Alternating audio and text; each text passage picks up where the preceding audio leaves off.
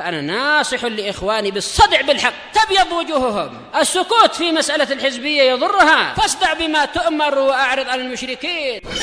سلامي على دماج ورجالها والشيخ يحيى ودار العلم يا سعد بانيها. بسم الله الرحمن الرحيم. الحمد لله والصلاة والسلام على رسول الله وعلى آله وصحبه ومن والاه. ثم أما بعد، إخواني في الدين أعزني وأعزكم الله.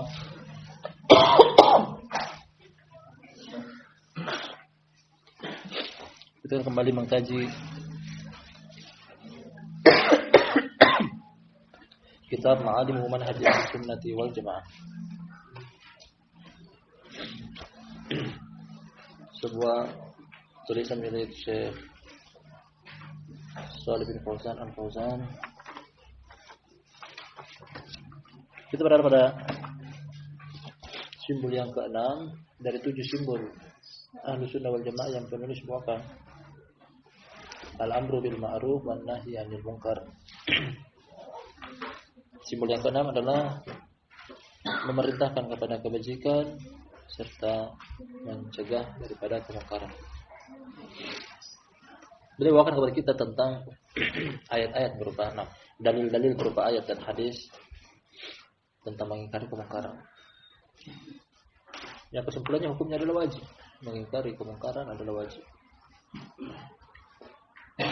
Namun diikat sesuai dengan kemampuan, sebatas kemampuan. Dengan 3 tahapan pengingkaran terhadap kemungkaran: mengingkari dengan tangan atau kekuatan, mengingkari dengan lisan, cara dinasihati, ditegur, mengingkari dengan hati.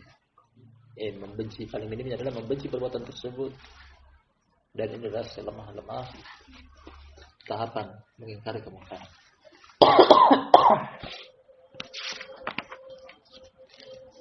Kita akan lanjutkan yang masih tersisa dari judul bab ini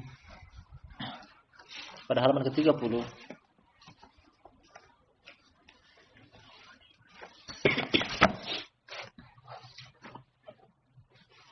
Kata Syekh Shalih Al-Fauzan hafizahullah taala, fa idza lam yastati' bi lisanihi fa innahu yunkiru al-munkar bi qalbihi.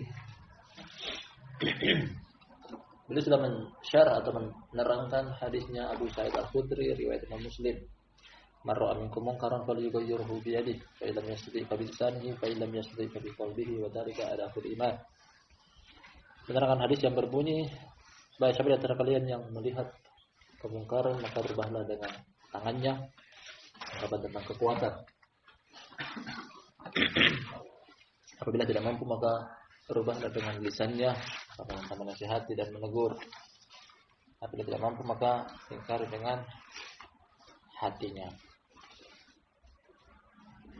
Ini yang terakhir yang kita baca, beliau terangkan tentang mengingkari kemungkaran dengan kekuatan, dan ini kembali kepada para pemangku jabatan atau yang memiliki wewenang.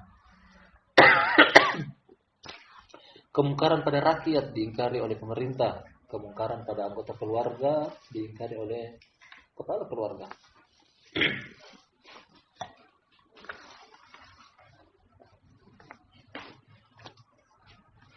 Kata beliau di sini, apabila tidak mampu untuk mengingkari dengan lisan, maka mengingkari dengan hati. Maka beliau terangkan bagaimana cara, bentuk, metode mengingkari dengan hati. Pertama adalah wa ya'tazilul munkar wa ahlal munkar wa la yujalisuhum wa la yukhalituhum illa ala sabilin nasihati wal inkari alaihim.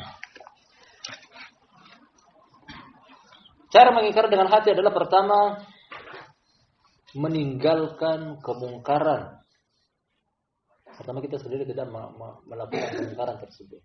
Orang melakukan kemungkaran, jangan kita melakukan kemungkaran yang sama. Tahapan yang kedua adalah juga mengingkari atau menjauhi pelaku kemungkaran.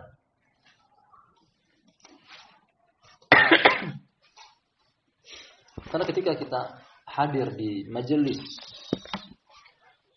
yang ditegakkan kemungkaran pada majelis tersebut, kemudian kita datang dan kita tidak merubah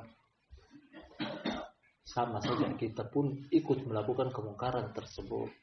Seakan-akan ada bentuk persetujuan. Ada bentuk mengiyakan dan mengikrarkan.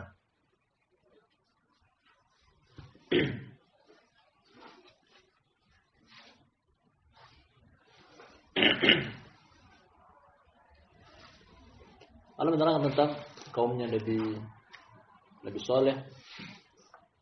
Fa'aqaruha fadamdam alaihim rabbuhum bidambihim fasawwaha wala yakhafu uqbaha. Dari surat-surat yang berbeda juga waja'atit tis'atu rahtin yufsiduna fil ardi wala yuslihun. Kisah tentang penyembelihan onta yang merupakan mukjizat Nabi Saleh disebutkan dalam surat Qasas bahwa pelaku utamanya ada 9 orang.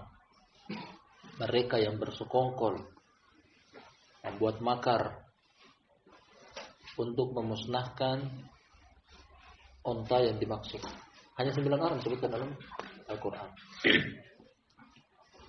Ketika tiba untuk membunuhnya, pelaku eksekusi cuma satu orang yang membunuh. Tak perlu itu 9 orang untuk membunuh, cukup 1 orang. Tapi ketika perhatikan barakallahu fikum jami'an, ketika 1 orang yang membunuh dengan prakarsa dari 9 orang, 1 kampung semuanya di bumi hanguskan oleh Allah Subhanahu wa taala. Karena mereka tidak mengingkari, bahkan ada bentuk persetujuan.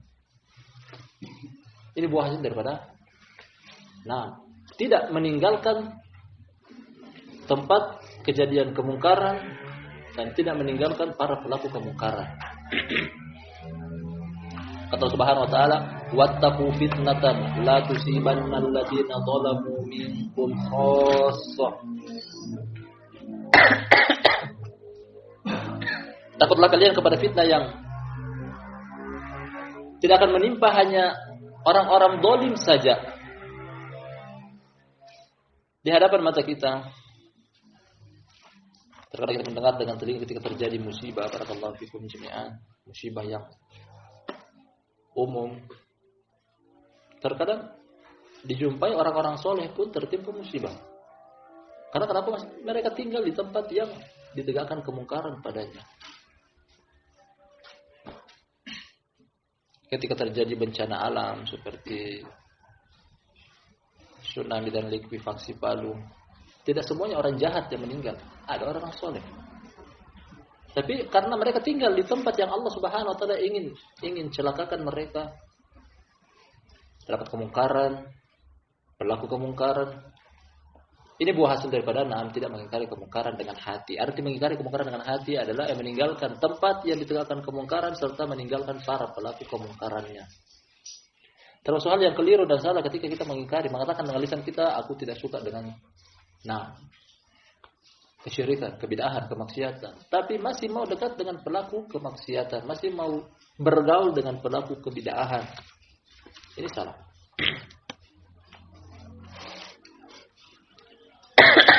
Datang dari surat Al-Hasyr, kata Allah Subhanahu wa taala, laqad kana lakum uswatun hasanatun fi Ibrahim wal ladzina ma'ahu, sungguh ada bagi kalian suri tauladan pada diri Ibrahim dan kaumnya. Ya, artinya kalau mau ambil contoh, ambil panutan dan suri tauladan ada pada Ibrahim dan kaumnya.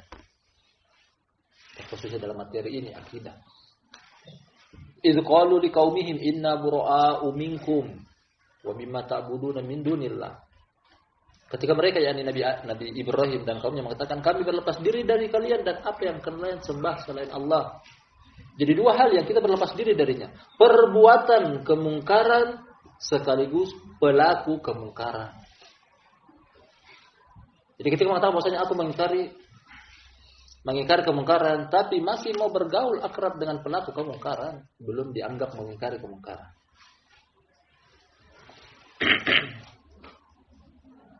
Demikian juga dalam surat Maryam, kisah tentang Ibrahim. Kata Ibrahim alaihissalam, Wa atazilukum wa ma ta'buduna min dunillah. Aku berlepas diri dari kalian dan dari apa yang kalian sembah selain Allah. Jadi bentuk mengingkari kemungkaran yang tepat adalah meninggalkan kemungkaran, jauh dari majelis yang ditegakkan kemungkaran, jauhi diri kita juga dari pelaku kemungkaran. Makanya kata beliau di sini, wa ya'tazilul munkar wa ahlal munkar wa la yujalisuhum wa la yukhatiluhum wa la yukhalituhum. Cara mengingkari kemungkaran dengan hati adalah meninggalkan kemungkaran, meninggalkan pelaku kemungkaran dan tidak duduk dengan mereka, tidak campur baur dengan mereka.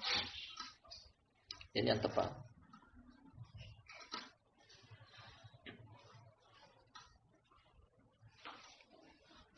Illa ala sabil nasihat wal inkari, kecuali dengan bentuk menasihati atau mengingkari mereka. Cuman ini yang membolehkan kita duduk bersama mereka.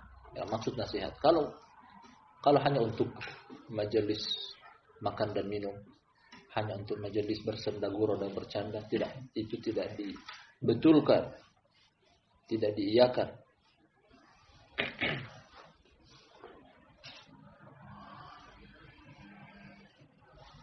Karena kemungkaran yang ada pada diri mereka, kalau hanya untuk duduk dengan maksud-maksud tertentu, tanpa mengingkari, tanpa menasihati, berarti kemungkaran di hadapan mata kita dan tidak kita merubahnya. Karena jangan sampai turun bencana dan musibah dari Allah Subhanahu wa taala, kemudian kita ada hadir di tempat tersebut, kita pun ikut tertimpa musibah yang sama.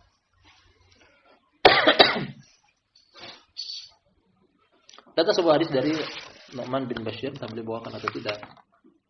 Nu'man bin Bashir, akibat buruk, dampak buruk dari tidak mengingkari kemungkaran. Bukan cuma para pelaku kemungkaran yang akan disiksa, akan mendapatkan bencana dan musibah dari Allah, bahkan orang-orang yang hadir di tempat tersebut meskipun dari kalangan orang-orang baik pun ikut kena dampak negatifnya. Hadis dari Abu Musa Nu'man bin Bashir, riwayat Imam Muslim, kata Nabi sallallahu alaihi wasallam, "Masalul qa'im fi hududillahi wal waqi'i fiha kamasalil qaumin istahamu ala safinah." Permisalan orang yang terjerumus di dalam kemungkaran dan orang yang mengingkari kemungkaran seperti dua kelompok yang mengarungi satu bahtera atau kapal. Fakana ba'dun minha a'laha wa ba'dun minha asfaliha. Ada di antara mereka yang dek di atas, ada juga dek di bawah. Ada dua dek. Satu di atas, satu di bawah. Orang yang di bawah mengatakan, lanjut hadisnya, yang maknanya kurang lebih, mereka kalau mau ngambil air, karena di bawah tidak ada sumber air, mereka naik ke dek atas sampai di geladak timba air dari dek bagian luar. Kemudian mereka turun lagi ke bawah untuk memenuhi kebutuhan air mereka. Kelompok yang di bawah mengatakan yang tidak mendapatkan sumber air langsung perlu naik ke atas dulu. Mengharapkan seandainya kita tidak mengganggu orang yang di atas tanpa perlu mondar-mandir turun naik, kita bocorkan saja bagian kita di bawah dapat sumber air. Bocorkan, begitu gampangnya.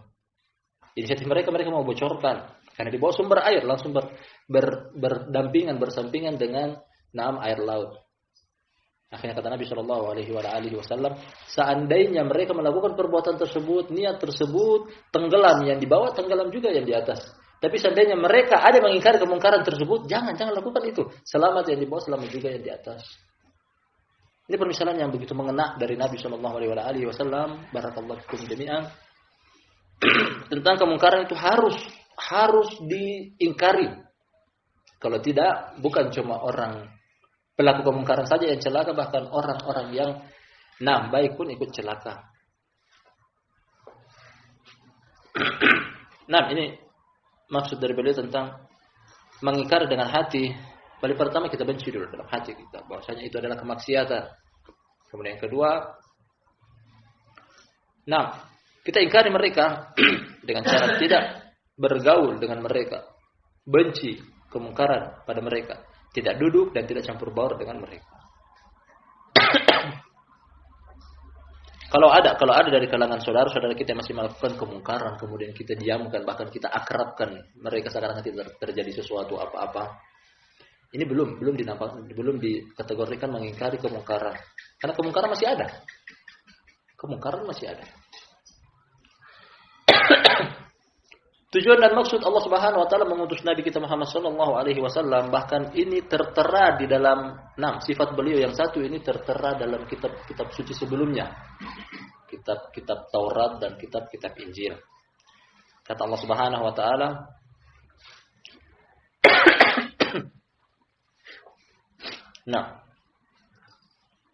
alladzina yu'minuna bin nabiyil ummiyil ladzi yajidunahu maktuban indahum fit Taurati wal Injil ya'muruhum bil ma'rufi wa yanhahum 'anil munkar wa yuhillu lahumut thayyibati wa yuharrimu 'alaihimul khaba'ith wa yad'u 'anhum israhum wal aghlal allati kanat 'alaihim.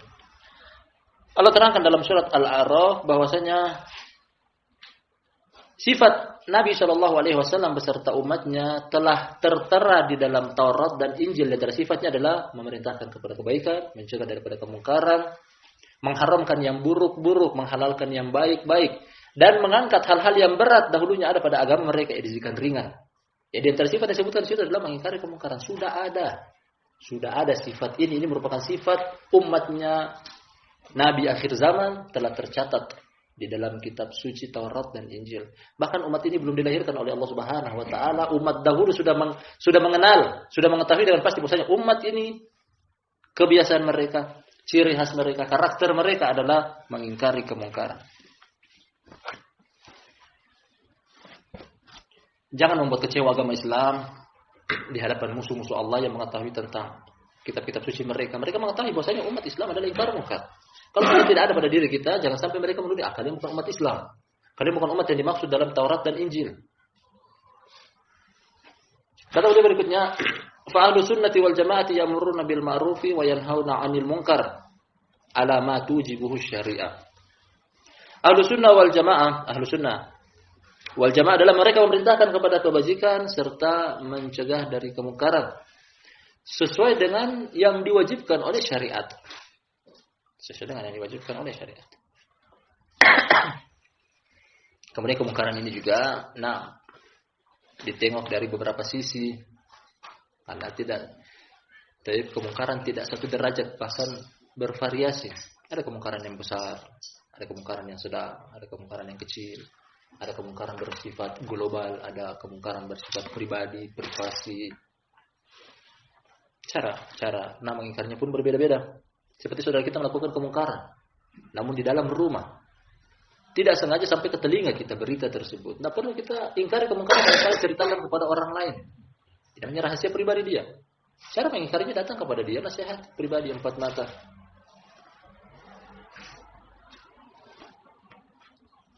Mengkaji tentang mengingkari kemungkaran, terkhususnya dengan metode-metodenya, butuh pembahasan yang khusus dan tidak sedikit. Karena kemungkaran bervariasi. Kata beliau, la ala ma yaquluhu al-mu'tazilah min anna inkar al-munkar ma'nahu al-khuruj ala wali al-amri idza hasulat minhu mukhalafatan dun al-kufri. Mukhalafatan dun al-kufri. Bukan seperti pendapatnya kelompok Mu'tazilah. Kalau perkataan Mu'tazilah zaman sekarang dengan satu kesesatan dan ketergelinciran ini, dahulunya mereka mengenal, para ulama mengistilahkan, terkhususnya di Indonesia, neo Mu'tazilah zaman baru, era kini, Hizbut Tahrir. Alhamdulillah Allah sudah, pemerintah ini sudah bubarkan, dicabut, legalisasinya. Kemudian Mu'tazilah yang masih ada sampai sekarang ini juga adalah seperti FPI, meskipun mereka sudah dilupakan, dasar keras kepala batu, dirubah lagi dengan nama yang sama, hanya saja kepanjangannya yang berbeda. Tokoh-tokohnya juga sama. Mereka Mu'tazilah yang dimaksud di sini. Karena maksud mereka apa, kata beliau di sini, Mu'tazilah jangan sampai mengingkari kemungkaran namun dengan metodenya Mu'tazilah, yaitu mengingkari kemungkaran artinya kudeta terhadap pemerintah. Padahal kesalahan pemerintah bukan pada tingkatan kekafiran. Kalau pada tingkatan kekafiran, masih ada sisi pembenarannya. Kalau seandainya pemerintah kafir, masih ada sisi pembenarannya. Namun para ulama juga tidak menasihatkan untuk kudeta apabila ada doror yang akan menimpa kaum muslimin secara umum. Karena kudeta tidak. Nah, meskipun dibolehkan, tapi ada syarat-syarat yang begitu ketat yang ditetapkan oleh para ulama. Pertama, kalau pemerintahannya kafir, bukan muslim. Karena kata Nabi SAW, al-Islam, al-Islam ya'li wa la yu'la alaih. Islam itu di atas. Islam itu unggul, jangan diunggulkan. Artinya Islam selalu di atas, jangan di bawah. Dalam hal pemerintahan juga. Alasan yang lain untuk boleh kudeta juga adalah, yakin bahwasanya tidak ada perselisihan antara kaum muslimin dalam hal kudeta. Kalau ada yang pro, ada yang kontra, masih sama-sama kaum muslimin. Jangan sampai ketika ada yang kudeta, ada yang tidak setuju, muslim dan muslim sendiri bentrok. Ini pun tidak diizinkan. Syarat yang lain juga ditetapkan oleh Syekh Muqbil rahmatullahi alaih, meskipun satu pendapat kaum muslimin, tapi ketika kudeta kemudian kekuatannya hanya tidak sepenuhnya dari rakyat, dari populasi rakyat negara tersebut, nanti akan menimbulkan fitnah berikutnya. Ini pun tidak diizinkan. Ini makna ini ingkarul munkar yang dimaknai oleh kaum Mu'tazilah, yaitu kudeta, penggulingan kekuasaan, turun ke jalan, demonstrasi, unjuk rasa, apapun istilahnya. Ini adalah gaya-gaya ingkarul munkar kelompok Mu'tazilah. Termasuk di dalamnya asli yang mereka menganggap bahwa mengharumkan nama Islam, bahkan mencoreng nama baik Islam. Aksi 212 tidak dibenarkan oleh syariat. Bahkan pemerintah atau para pemangku jabatan seandainya pun mereka melakukan kesalahan, dan ini pasti setiap pemerintahan punya kesalahan baik itu pribadi ataupun secara global dalam tata negara kepemimpinannya. Cara merubahnya adalah diajarkan oleh para ulama untuk datang secara langsung, empat mata, atau paling tidak dengan surat menyurat, bukan dengan cara turun ke jalan. Karena diharapkan oleh Nabi SAW untuk membicarakan secara umum dan dipublikasikan kepada umat tentang kejelekan pemerintah. Akan merubah image yang tadinya mereka suka kepada pemerintah, jadinya benci kepada pemerintah. Gaya ini adalah gayanya Mu'tazilah. Haitsu yakhrujuna alaihi bisayf. Ketika mereka kudeta sambil mengangkat senjata. Ini mereka maksud dengan mengingkari kemungkaran dengan kekuatan, kudeta, dilengsirkan pemerintahan yang sah. Wa yaquluna hadza min inkaril munkar, dan mereka menganggap ini adalah bentuk mengingkari kemungkaran. Siapapun kelompok di era kini yang berpendapat sama berarti ada pemahaman Mu'tazilah pada kelompok tersebut.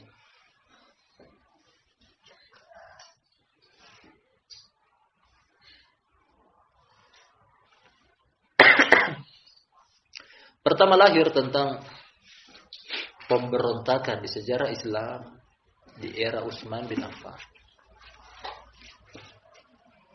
Ketika Abu Bakar menjabat sebagai khalifah kurun waktu 2 tahun, tidak ada Khawarij. Ketika Umar bin Khattab menjabat sebagai khalifah dalam kurun waktu 10 tahun, meskipun sudah ada pemahamannya, tapi pemikirannya sudah ada, mereka tidak berani menampakkan gigi taring mereka. Umar bin Khattab. Ketika Umar bin Khattab lengser, disinilah mulai muncul kekuatan. Mereka mengumpulkan kekuatan ini para Khawarij. Karena mereka menuding bahwa Utsman bin Affan melakukan nepotisme. Utsman bin Affan melakukan nepotisme. Ketika dia menjadi khalifah, dia mengangkat pejabat pemerintahan dari kalangan anggota keluarganya dari Bani Umayyah. Mengangkat gubernur di sini dari Bani Umayyah, mengangkat bupati di sini dari Bani Umayyah. Lalu anggota keluarga dekatnya Utsman bin Affan. Dengan ini mereka menuduh Utsman nepotisme. Akhirnya mereka melakukan demo, meminta Utsman bin Affan turun. Kemudian tuntutan yang kedua yang mengajukan mereka adalah mengajukan posisi tersebut adalah Ali bin Abi Thalib Kemudian tuntutan berikutnya juga kalau tidak mau memberi salah satu dari dua kemungkinan tersebut, dua opsi tersebut, dia akan dibunuh. Itu merupakan demonstrasi pertama, itu merupakan kudeta pertama dalam sejarah agama Islam di era Utsman bin Affan. Dan sampai saat ini belum terangkat dari permukaan bumi. Masih akan terus ada yang namanya pemberontakan kepada pemerintah.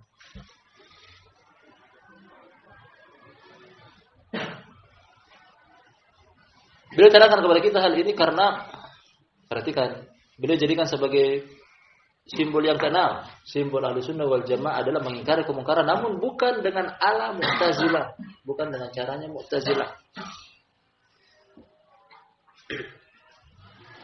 Lianna min usulihim ay al-Mu'tazilah al-batila annahum yaquluna al-khuruj ala wali al-amri idza hasalat minhu ma'siyatun dun al-kufri min babil amri bil ma'ruf wan nahyi 'anil munkar.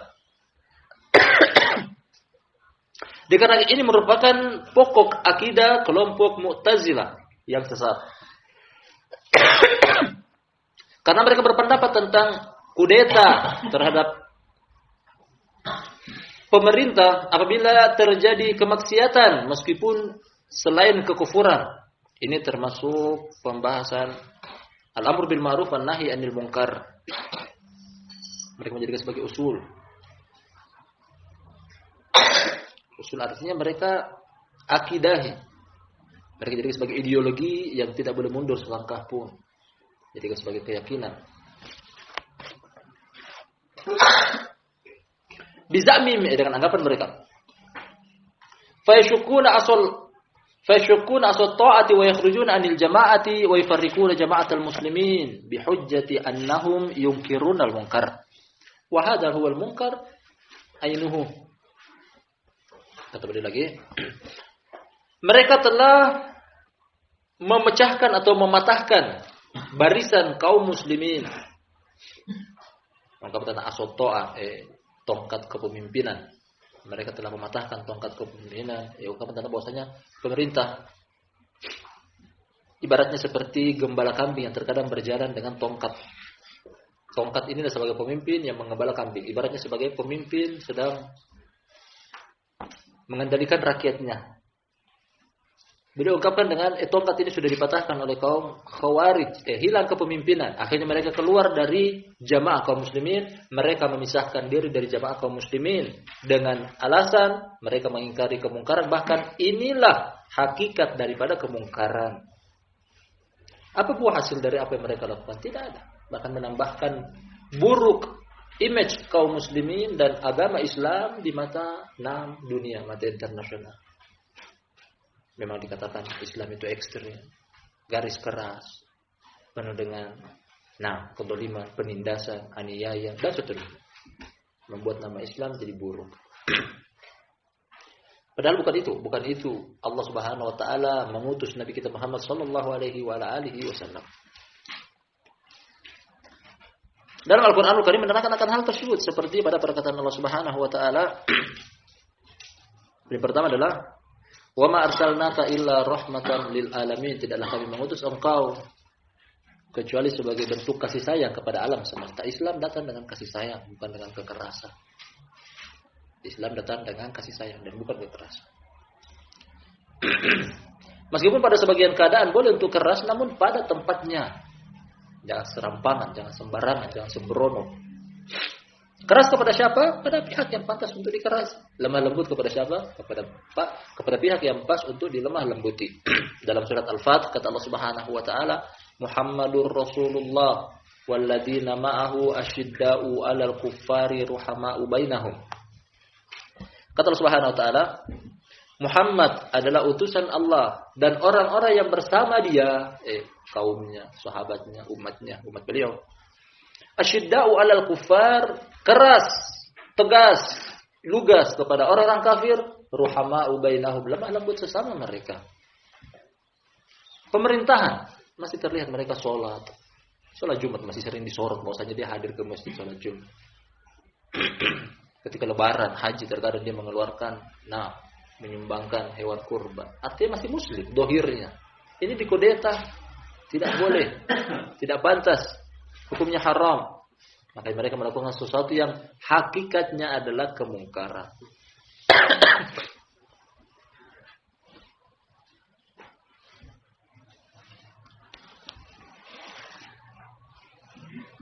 Kemudian barakallahu fikum jami'an tentang ucapan-ucapan para ulama salaf tentang pemerintah datang akar dari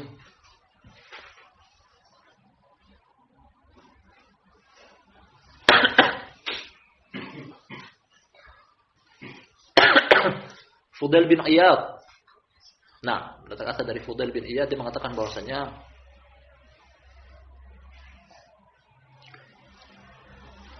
satu hari tanpa pemimpin lebih buruk daripada 1000 hari dengan pemimpin yang zalim. Kita ulangi kata Fudail bin Iyad rahimahullah taala, satu hari tanpa pemimpin lebih buruk daripada 1000 hari dengan pemimpin yang zalim. 1000 hari dengan pemimpin yang zalim, meskipun mungkin hak-hak kita tidak terpenuhi, tapi yang namanya kesejahteraan, keamanan, masih bisa kita menegakkan agama kita, beribadah kepada Allah, menghadiri sholat jamaah. Hak kita silahkan diambil, yang penting kita ibadah sebagai kaum muslimin. Tapi perhatikan ketika vakum saja satu hari kepemimpinan, kerusuhan di mana-mana. Dan ini terbukti. Ketika pemerintahan goncang sedikit, ada yang melengsir, akhirnya penjarahan, pembunuhan, pemerkosaan. Waliyadzubillah. Jangan pernah membayangkan untuk kudeta. Karena kapan pemerintahan kosong, banyak oknum-oknum yang akan bermain di dalamnya. Oknumnya tidak bertanggung jawab, jauh dari agama Allah Subhanahu wa taala. Dan berita internasional membuktikan akan hal tersebut. Kalau tidak ada kepemimpinan, yang terjadi hanya kerusakan. Yang kuat makan yang lemah.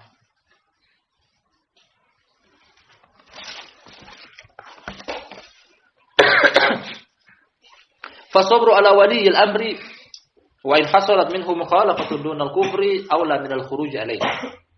Syekh Shalih Fauzan mengatakan di sini, bersabar kepada pemimpin meskipun terjadi penyelisihan selain kekufuran, masih lebih bagus daripada kudeta atau penggulingan kekuasaan.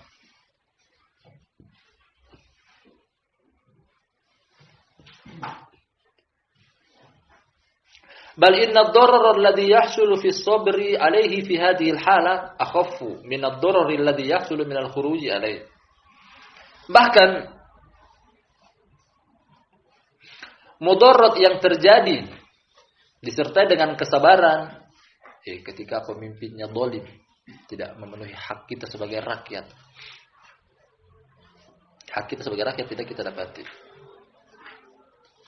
Masih lebih bagus daripada kita kudeta. Sama dengan ungkapan tadi yang kita bacakan dari Fudail bin Iyad. Masih lebih bagus, masih lebih ringan beliau, masih lebih ringan dorornya daripada harus kudeta. Karena kalau kudeta, misalnya pihak yang kudeta yang menang, oposisi yang menang, berhasil digulingkan. Kemudian siapa yang dicalonkan? Masing-masing pihak akan memperebutkan bahwasanya calonku lebih tepat, kandidatku lebih tepat, orangku lebih tepat, tokohku lebih tepat. Belum tentu dalam satu hari akan terangkat pemimpin yang baru. Akan terjadi lagi fitnah berikutnya, fitnah berikutnya, fitnah berikutnya. Apa yang terjadi kata beliau? Min syukki as-ta'ati wa safkid dima wa ikhlalil amni wa ghairi dzalik. Yang terjadi adalah terpecah belahnya barisan kaum muslimin, pertumpahan darah, hilangnya rasa aman, dan seterusnya. Subhanallah. Ulama-ulama Ahlus Sunnah wal Jamaah, ulama yang dibutuhkan oleh umat, tidak kurang. Agama Islam, agama yang lengkap. Dan kita akui akan hal tersebut.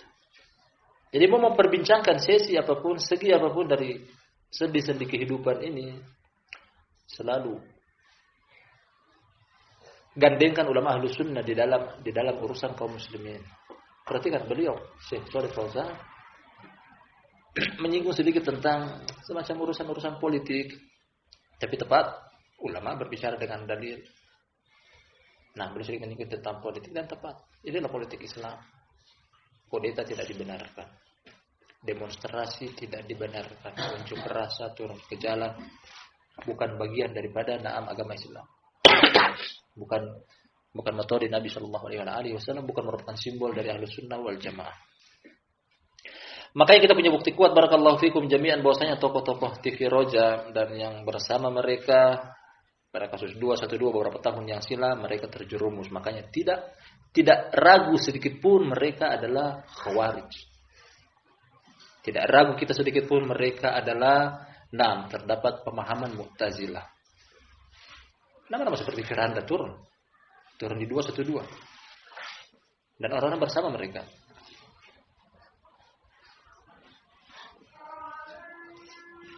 Ahlus sunnah wal jamaah wasatun fi hadzal amri ya'muruna bil ma'ruf wa yanhauna 'anil munkar. Ahlus sunnah wal jamaah mereka berada di tengah-tengah di antara amalan ini.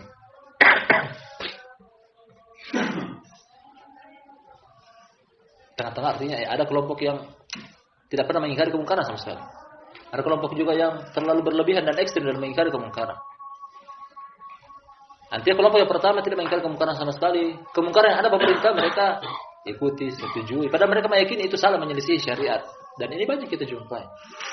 Jadi dalam hal pemerintah ada dua meskipun mereka menamakan mereka ulama, ada dua sisi yang berlawanan. Satunya memelas, penjilat. Apa yang ada pemerintah mereka mau, mereka dekati, mereka rayu. Karena mereka mau jabatan, mau posisi.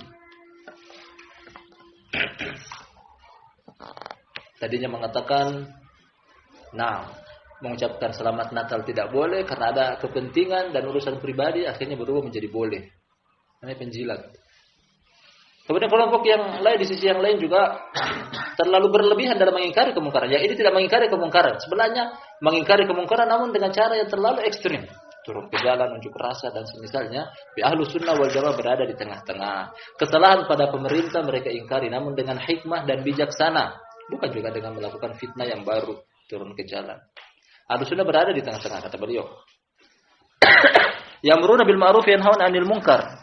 Mereka memerintahkan kepada kebaikan dan mencegah dari kemungkaran. Kama qala ta'ala, sebagaimana perkataan Allah yang Maha Tinggi. Wal mu'minuna wal mu'minatu ba'duhum awliya'u ba'din ya'muruna bil ma'rufi wa yanhauna 'anil munkar. Surat At-Taubah ayat yang ke-71. Orang mukmin laki-laki dan orang mukmin perempuan, mereka saling bersaudara di antara mereka. Apa amalan mereka? Mereka memerintahkan kepada kebaikan dan mencegah kepada kemungkaran. Sesama mereka. Tidak pernah mereka mendiamkan akan satu kemungkaran pun. Inilah Ahlus Sunnah wal Jamaah. Tidak pernah mereka mengetahui bahwasanya itu adalah jalan-jalan kebaikan yang saudara mereka belum menempuhnya kecuali mereka menganjurkan dan mengarahkannya kepada kebaikan. Ini sifat orang mukmin. Allah memulai ayat ini menyebutkan tentang status orang-orang mukmin laki-laki dan perempuan. Sifat mereka memerintahkan kepada kebaikan dan mencegah daripada kemungkaran. Famin wilayati ba'dihim li ba'dil annahum ya'muruna bil ma'rufi wa yanhauna 'anil munkar. Dan termasuk loyalitas orang-orang mukmin sesama mereka. Loyal artinya cinta, suka sama suka, peduli, simpati, solidaritas, jamaah dan kebersamaan. Di antara mereka, di antara bentuk-bentuk kebersamaan dan loyalitas adalah mereka memerintahkan kepada kebajikan dan mencegah daripada kemungkaran.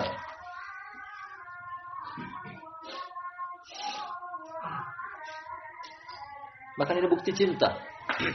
Bukti cinta kita kepada saudara kita, kita menegur dia. Dalam hadis Ibnu Umar dengan sanad yang sahih kata Nabi sallallahu alaihi wasallam, la yuhibbu ahadukum hatta yuhibba li akhihi ma yuhibbuhu li nafsihi. Tidak beriman salah seorang di antara kalian sampai dia cinta kepada saudara dia sebagaimana dia cinta kepada diri dia sendiri.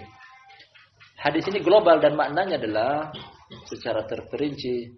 Kalau kita senang kita berada di atas hidayah, hendaknya kita juga senang saudara kita berada di atas hidayah. Artinya kalau dia mau tergelincir, balikan dia ke hidayah, tegur. Kalau kita tidak mau diri kita terjerumus ke dalam kesesatan, hendaknya kita mau juga saudara kita tidak terjerumus ke dalam kesesatan. Ketika kita lihat saudara kita berada di jurang, jangan kesesatan maksudnya, jurang dengan konotasi agama Islam, ingin tergelincir. Nah, kalau kita cinta kepada diri kita, kita harus cinta kepada diri dia juga, kita tarik tangan dia untuk tidak terjerumus ke dalam kesesatan. Inilah makna al-amru bil ma'ruf wan nahyi anil munkar, bukti tentang loyalitas dan solidaritas. Ini ikatan kaum mukminin. Hadza min tawalli ba'dihim li ba'd. Ini bukti, kita tulis sini, ini merupakan bukti tentang loyalitas sesama mereka, yakni kaum mukminin. Wad-dafi'u fi dzalika huwa al-mahabbatu lal adawatu aw al-intiqam. Faktor pendorong akan hal ini adalah kecintaan, bukan permusuhan dan balas dendam. Subhanallah. Seandainya pun dia pernah melakukan keburukan kepada kita, selama dia tergolong orang-orang beriman kepada Allah, beriman kepada hari akhir, jangan pernah kita membalas dendam kesumat kita kepada dia. Karena Nabi SAW tidak pernah membalas dengan 6 permasalahan pribadi. Beliau membalas adalah ketika agama Allah Subhanahu wa taala yang dilecehkan. Mungkin sebagian kita pernah bertikai, berseteru, berbeda pendapat dengan saudara kita. Padahal di kalangan orang mukmin, terlebih lagi satu manhaj salafi.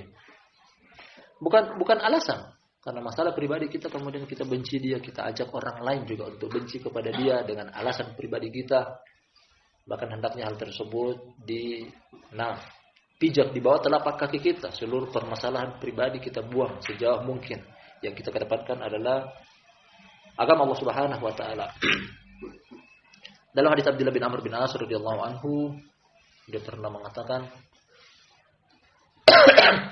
maka Nabi sallallahu alaihi wasallam sakhaban bil aswaq wala yujzi'u sayyi'a bis sayyi'a walakin ya'fu wa yasfah. Nabi sallallahu alaihi wasallam adalah orang yang tidak pernah berteriak di pasar mengganggu orang dengan suara beliau. Tidak juga membalas keburukan dengan keburukan yang sama, namun beliau mengampuni dan memaafkan. Ketika ada orang yang berbuat buruk kepada beliau pada hak pribadi beliau tidak pernah membalas. Beliau dijuluki orang gila, dijuluki dukun, penyihir, pendusta, penyair. Beliau tidak pernah membalas akan hal tersebut. Namun hadis Aisyah kata dia, maka Nabi sallallahu alaihi wasallam yantaqimu li nafsi, innama yantaqimu lillahi dan tuhikat hurumatullah.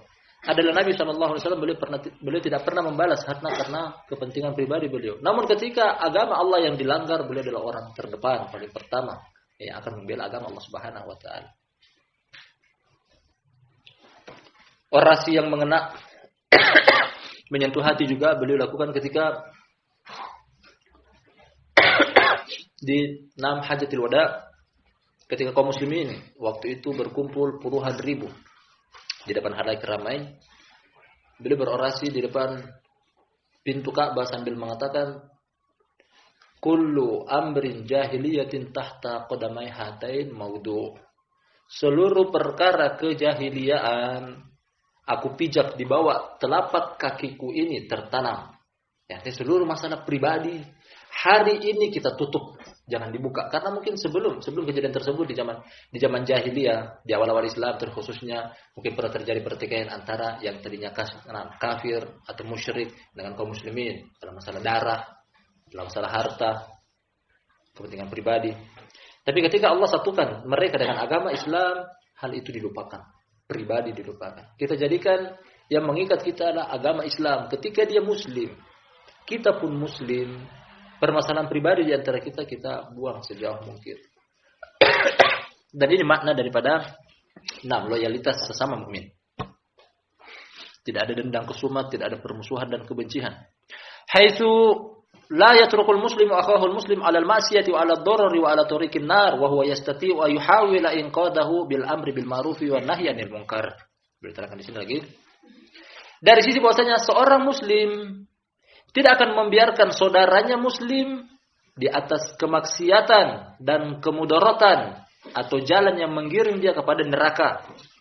Kalau dia melihat saudara dia akan hal tersebut, wa huwa yastati wa yuhawil inqadahu. Dan dalam keadaan dia mampu untuk memerintahkan kepada kebaikan dan mencegah daripada kemungkaran. Hendaknya ditempuh jalan tersebut. Saudara kita tidak melakukan kebaikan. Bisa jadi tidak tahu. Diajarkan, dipahamkan. Saudara kita terjerumus ke dalam kemungkaran. Entah sengaja ataupun tidak sengaja, kita cegah kemungkaran dia dengan cara dinasihati. Lakin yakunu dzalika wufqu usulin bayyanaha Rasulullah sallallahu alaihi wasallam hasbil istita'ati wa hasbil maqdirah. Akan tetapi itu semuanya hendaknya sesuai dengan patokan yang ditetapkan oleh Rasulullah sallallahu alaihi wasallam sesuai dengan kemampuan. Nah, sesuai dengan kemampuan. Kemampuannya di sini tergantung tadi kalau mampu dengan tangan silakan dengan tangan ungkapan tentang kekuatan. Kalau tidak mampu dengan tangan kita pinta ke yang lisan dinasihati. Wala yatruku inkarul munkar bihali minal ahwal. Jangan juga mengingkari kemungkaran selama-lamanya. Nah, padahal dia mampu.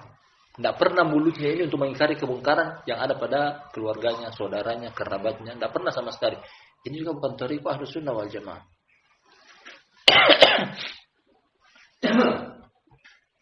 Faman la yunkirul munkar la bilisanihi wala biyadihi wala biqalbihi fahuwa laysa mu'minan kama qala sallallahu alaihi wa alihi wasallam wa laysa wara'a dzalika minal imani habbatu khardalin. Barang siapa yang tidak mengingkari kemungkaran baik itu dengan lisannya, dengan tangannya, tidak juga dengan hatinya, maka dia tidak tergolong orang-orang beriman. Berarti orang kafir. Kalau tidak pernah mengingkari kemungkaran saudaranya berarti dia orang kafir.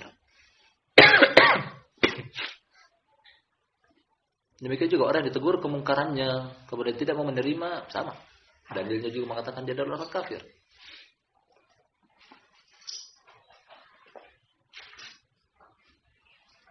Kata kaumnya Nabi Syuaib, "Sawa'un 'alaina awa'atta am lam takum minal wa'idin." Kaumnya Nabi Syuaib mengatakan, "Wahai Syuaib, engkau menegur kita, engkau tidak menegur kita, sama saja kita tidak mau berubah. Jadi tidak usah capek-capek untuk menegur." Ini ciri-ciri orang kafir. Kaum Nabi Syuaib mengatakan kepada nabinya, "Wahai Syuaib, engkau tegur kita, engkau tidak tegur kita, sama. Kita enggak mau berubah." Kurang lebih maknanya bahwasanya urusi urusan engkau, aku urusi urusanku. Nafsi sendiri-sendiri. Mengingkari kemungkaran adalah sifat orang-orang mukmin sesuai dengan kemampuannya. Menerima ketika diingkari kemungkaran kita juga adalah ciri-ciri orang mukmin. Barakallahu fikum. Nah, ini akhir dari simbol yang ke-6 tentang inkarul munkar. Pada pertemuan berikutnya kita akan lanjut simbol yang berikutnya, simbol yang ke-7. Wallahu ta'ala a'lam bishawab. Terima kasih banyak atas kehadirannya, lebih dan kurangnya yang dimaafkan, mudah-mudahan bermanfaat. Kita akhiri subhanakallahumma wa bihamdika asyhadu an la ilaha illa anta astaghfiruka wa atubu ilaik.